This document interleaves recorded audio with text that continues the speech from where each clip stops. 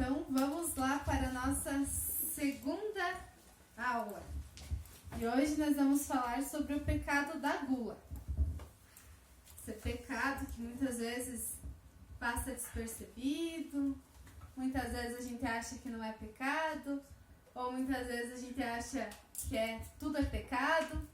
Então, hoje a gente vai entender como funciona esse pecado, que é uma doença que existe na nossa alma. Mas antes de nós falarmos propriamente dito sobre o pecado da gula, vamos relembrar um pouquinho o que a gente viu na semana passada. Então, nós podemos lembrar que nós começamos vendo sobre as 3 causas do pecado. Vocês vão receber aí um resumo, uma tela aí para vocês verem, né? Que foi aquilo que a gente viu semana passada, né? Que as 3 causas estão no comer, que nos leva para o prazer, no olhar, que nos leva para o possuir, e no poder, que nos leva para a soberba. E ao longo da história, essa é a tendência do homem. E nós vimos como que essa tendência afeta, assim, a nossa alma, afeta o nosso ser, a nossa vida, né? A gente estudou sobre isso, né? Mas com o passar do tempo a gente vai falar ainda sobre isso e de outras formas, talvez mais práticas assim, né? Outro ponto que nós falamos, pode passar, foi que enquanto Eva quis pegar tudo para ela, fechou a mão, Cristo abriu as mãos e entregou tudo por amor a nós. Nós vimos também que é através da cruz de Jesus que nós vamos conseguir vencer todas as doenças espirituais da nossa alma. E vimos também quais foram as armas que Deus nos deixou para que a gente pudesse combater essas doenças. Então, só relembrando bem rapidinho, Deus, nos falava assim, né, que o comer, que é uma das causas do pecado, nos leva ao pecado da gula, e nós podemos combater com o jejum e com a castidade, né? Através do jejum, que vai gerar a virtude da castidade e que vai nos ajudar a amar o outro ordenadamente, conforme a vontade de Deus, e não transformar o outro em Deus, em um Deus. Nós vimos também que o possuir, que é outro ponto que é a causa do pecado, nos leva ao pecado da avareza, e através da esmola nos faz termos a virtude da pobreza, vivermos a pobreza, e nos faz combater para que as coisas não sejam o nosso Deus, mas nos faz amar as coisas conforme a vontade de Deus, ordenadamente. Nós vimos também da soberba, que é o poder, que nos leva à vaidade, e com a arma da oração nos leva à virtude da obediência e faz com que eu me ame ordenadamente e não torne o meu eu um Deus. Nós vimos também sobre o amor próprio, que nós precisamos ter o amor próprio, mas precisa ser ordenado, né? Que a gente precisa se olhar no espelho e enxergar a Deus. Outro ponto que nós falamos foi sobre quem é o cavalo e quem é o cavaleiro. Que hoje a gente vai adentrar um pouquinho mais nisso, né? E que nós precisamos conduzir esse cavalo para o lugar correto, que é um processo lento e constante. E não podemos matar esse cavalo, precisamos domá-lo, ordená-lo, né? E que o que nós precisamos fazer, né, um dos pontos que nós já precisamos ir praticando é renunciar a nós mesmos, né? Renunciar a nossa vontade, renunciar o nosso querer, para que a gente consiga enxergar com outros olhos a Deus. Todos conseguiram entender bem essa primeira parte? Ficou alguma dúvida? Algo que vocês queiram falar, comentar? Podem ficar bem à vontade. Pode tirar.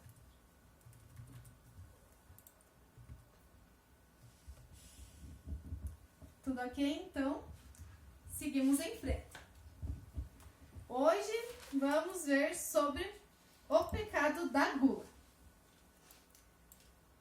O pecado da gula, os gregos eles chamam de gastrimargia.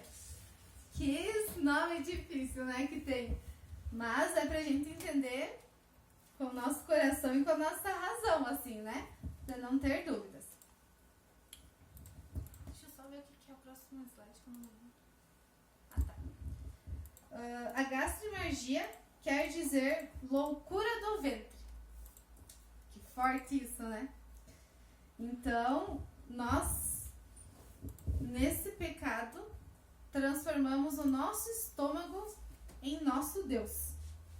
E nós passamos a idolatrar e adorar o nosso estômago e deixamos de amar e adorar a Deus. Mas que a gente lembre assim, né, que o ter fome não é pecado. Muito menos sentir prazer ao comer. Porque existem as papilas gustativas, existe um conforto, uma sensação, uma saciedade que a gente sente no nosso estômago, que foi Deus que criou. Então, nós precisamos sempre viver com esse equilíbrio, porque não é nem excesso e não é também a falta, mas é a virtude que está no meio. Então, nem tudo é liberado, nada é pecado, mas também a gente não pode cair nessa ilusão de que tudo é pecado, né? Por que não? Só quero dar boa noite pro pessoal que está chegando agora, sejam bem-vindos. Tudo isso faz parte da ordem que Deus criou. É natural, né? Mas existe uma desordem no meio de tudo isso. Nós podemos ver que a desordem está quando eu acredito que a gente tenha conversado na aula passada, que nós estamos numa época em que todo mundo quer emagrecer, mas não quer fazer o sacrifício de parar de comer. Que é aí que está a desordem, né? Uma coisa não fecha com a outra, mas muitas vezes as pessoas não se dão conta disso, né? E o pecado da gula parece algo pequeno, mas que tem uma grande importância para a nossa vida e para o nosso relacionamento com Deus.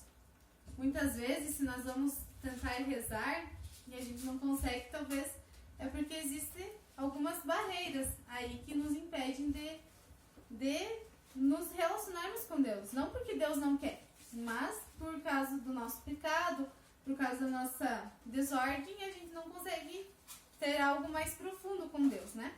Mas a gente vai ver isso mais pra frente também.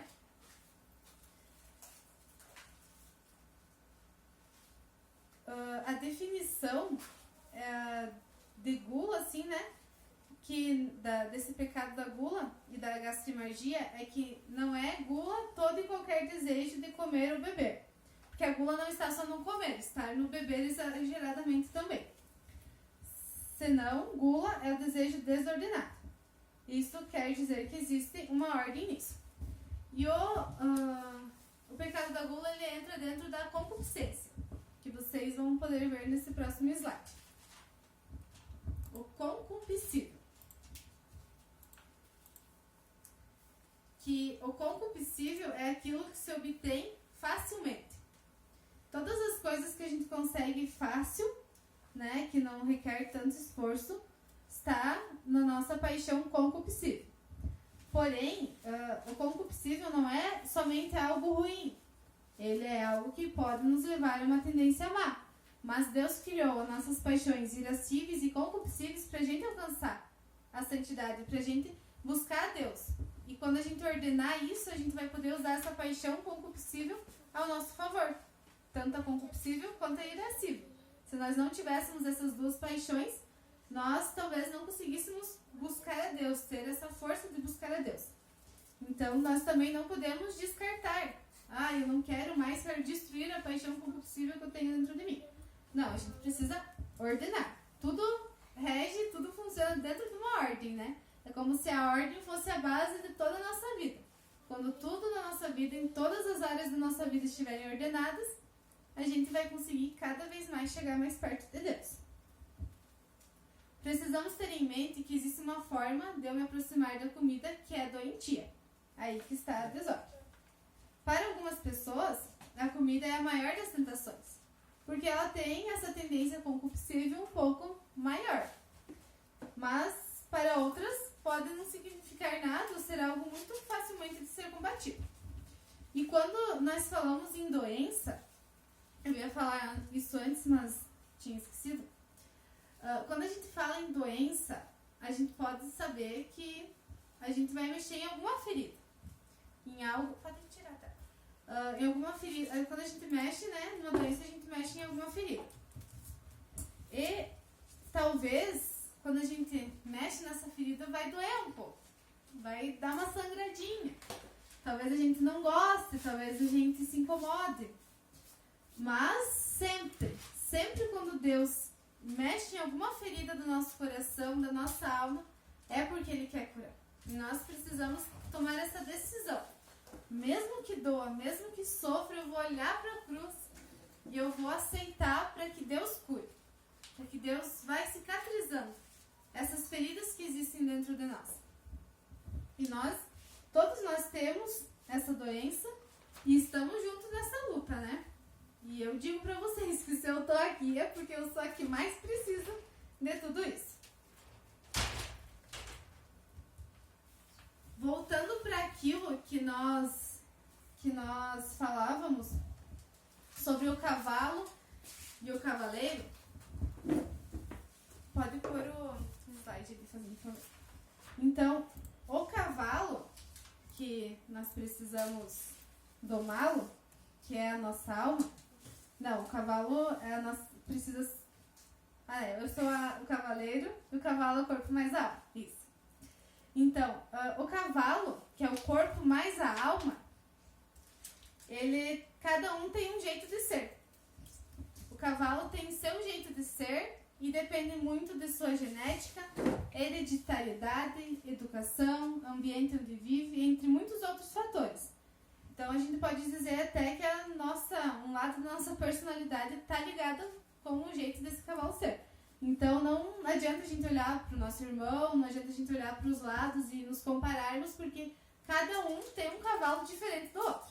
Cada um tem um composto que constitui esse cavalo, um de um jeito e o outro de outro, né? Não somos iguais nessa parte, né?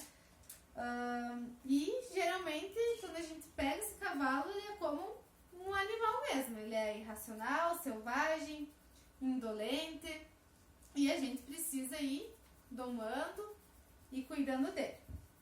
Por isso que não é só o corpo que cria o problema. A doença, ela nunca está no corpo. Ela está no relacionamento da alma com o corpo. Que isso fique bem claro assim para todas as doenças que nós vamos estudar. Que sempre está nesse relacionamento da alma com o corpo, né? Com esse composto do corpo e a alma.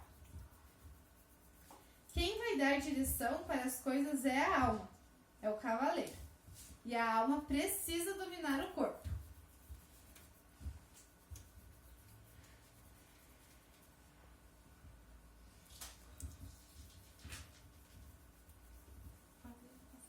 Existe uma forma de eu me relacionar com a comida que é doentia, como a gente falava antes. São Gregório Magno, ele fala sobre isso. E ele fala sobre realidades que a gula nos tenta. Então, existe algo por trás disso, né? Pra gente ir discernindo e pra gente descobrindo, assim, qual que é o ponto que eu preciso tratar, qual que é o ponto ali que eu caio nesse pecado, que eu vejo que me arrasta, assim. Então, a gente precisa conhecer pra gente conseguir identificar isso. E existem várias realidades que a gula nos tenta, que é através da própria comida. Então, o primeiro ponto que ela nos tenta é através da quantidade. Como que funciona isso? Então, nós podemos cair nesse pecado da gula quando a gente come mais do que a gente precisa. Por exemplo, a gente tá ali, a gente tá numa refeição e a comida tá muito boa. Então eu vou comer muito porque essa comida está muito boa. Então a gente pode cair, pode ser tentado na quantidade do que a gente come. E existem, né, como eu falei, a gente é diferente, a gente não é igual. Então existem pessoas que elas têm o metabolismo mais acelerado. Então elas podem e provavelmente elas sentem mais fome naturalmente no organismo delas mesmo e elas vão precisar comer mais do que outras pessoas. Existem outras pessoas que elas têm um metabolismo mais lento, que elas não precisam de tanta comida para elas sobreviverem. E isso a gente precisa identificar, a gente precisa se conhecer, observar o nosso estômago, observar a nossa fome, pra gente não achar que a gente, nossa, não, mas eu como bastante porque eu sinto muita fome. Mas será mesmo? Que a gente se pergunta assim, será mesmo que eu preciso de tanto pra mim sobreviver, né? Pra mim não morrer. Será que eu preciso de tudo isso que eu tô comendo? Ou será que eu tô comendo porque eu tô querendo essa quantidade, saciar o meu estômago? Porque como eu falei antes, existe uma saciedade no nosso estômago que nos traz um bem-estar. E isso é bom. E Deus nos criou assim, e isso é bom. Mas nós precisamos ter esse equilíbrio. O segundo ponto que nós podemos ser tentados é pela qualidade. Quando a gente vai atrás do sabor da comida. Quando nós desejamos sempre muitos temperos, quando nós queremos todas as comidas muito saborosas, e se tem, às vezes, uma comida com pouco sal, a gente já se incomoda, já se irrita, já fica nervoso, e é porque a gente vai atrás do sabor. E quando nós vamos atrás do sabor, nós caímos também no pecado da gula, podemos cair. E é aquele dizer que a gente fala muitas vezes, né? Nossa, mas eu tô com uma fome de um bolo. Então a gente não tá com fome, a gente tá indo atrás do sabor. Porque quando a gente sente realmente fome, a gente vai comer aquilo que tem. E vai sobreviver, né? Vai saciar a fome e a gente vai ser algo que vai nos ajudar a gente continuar vivo, né? O terceiro ponto é quando nós buscamos alimentos requintados. Quando nós buscamos a ostentação. E ali pode estar um outro pecado junto, que é a vaidade. Por exemplo, aquelas pessoas que são degustadores de vinho, né? Nós podemos cair na tentação de a gente, eu quero ser um degustador de vinho. Nossa, o meu sonho é ser um degustador de vinho. Tá, mas por que você quer ser um... Não é errado, né, ser um degustador de vinho. O errado é você ser vaidoso por você ser um degustador de vinho, por exemplo, sabe? Então, que a gente, né, ou até, por exemplo, eu vou comer sushi porque, nossa, eu vou postar uma foto no meu Instagram porque eu tô comendo sushi. Então a gente tá indo atrás, caindo nesse pecado da gula, de buscar a ostentação, de buscar... Não tem problema nenhum a gente gostar, né, de comidas que sejam de um valor maior e tudo mais, mas nós precisamos cuidar com a nossa vaidade nesse ponto, pra gente não cair nesse erro.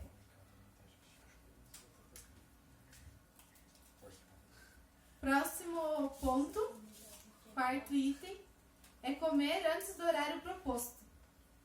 Esse também é algo que bem comum a gente cair. Que é também a gente comer fora de hora. Então é preciso a gente ter um horário para comer, né? Talvez tem pessoas que, né, comendo de manhã, de meio-dia e de noite, né? Café, almoço e janta já vai estar satisfeito e não vai, né? Seu metabolismo já vai ser suficiente para isso. Mas existem pessoas que precisam fazer lanche no intervalo das refeições. Então, para combater esse ponto que a gula nos tenta, é a gente estipular um horário. Por exemplo, de tarde eu vou comer às 4 horas da tarde e vou fazer meu lanche. Porque eu preciso de um lanche, senão, né, porque eu sinto fome. Então, não comer nem antes e nem depois. Mas, claro, se for dias que não der de fazer nesse horário, também não, né, existe um equilíbrio aí, né?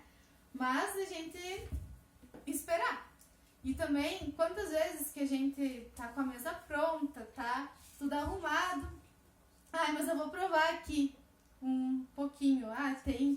Tem alguma coisa, um petisco ali na mesa, eu vou comer antes porque eu tô com fome e eu não consigo esperar os outros. Né? Então, a gente também viver essa virtude assim, de saber esperar, né? De saber esperar, comer junto, né? De esperar o horário proposto. E isso também, a gente vai ver depois, mas eu já vou comentar agora, que até quando a gente vai com as crianças, ensinar as crianças, assim, né? O fato de ensinar elas a esperarem para comer, né, junto com todo mundo, assim, no horário proposto, ajuda elas a ordenarem a sexualidade delas. E se elas conseguirem, desde pequenas, esperarem para comer, elas vão conseguir viver a castidade na vida adulta delas. Elas vão conseguir esperar o seu tempo para todas as coisas, né? Então, isso é uma virtude muito importante, assim, né? É uma realidade que a gente consegue controlar, consegue lutar contra e que vai gerar outras virtudes, vão gerar outras graças, assim, na nossa vida, né? A gente conseguir esperar para comer.